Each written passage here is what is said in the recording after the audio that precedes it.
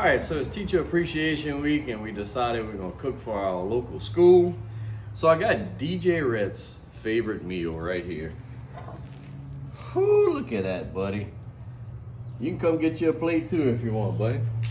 Hey, thank y'all teachers for all y'all do for our kids. God bless y'all. All right, today we're cooking for Teacher Appreciation. So first off, any good anything starts off with browning your sausage. Get that crack.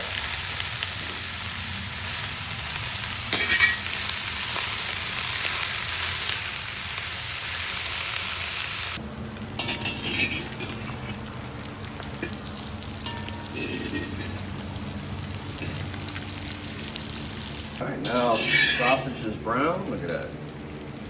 Some of that out of there. Beautiful. We'll go ahead and pull it and put it off to the side.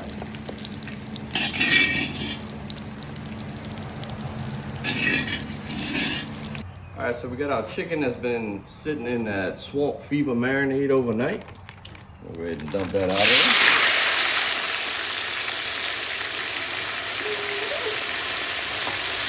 All right, what I want to do now, I'm gonna season it up, like so.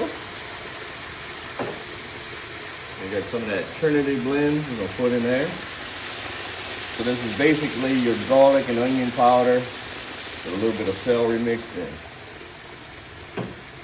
We're gonna let that go. We're not gonna cook it all the way. We're just gonna kind of turn it, I don't know, not white, but a little bit more than that.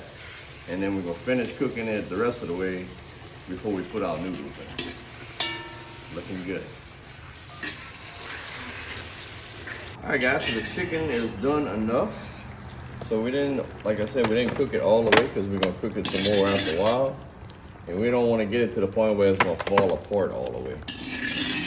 We're gonna pull this out right here. Look how beautiful that is. Look at all that juice at the bottom of that pot. All right, guys, so we got the cube pork going in. It's been marinating in that swamp fever also. We're gonna do the same thing we did with the chicken. We're gonna go ahead and get it seasoned. A little Cajun seasoning. We're gonna hit that Trinity blend. We're gonna cook this down a good little while so we can get that pork really, really tender.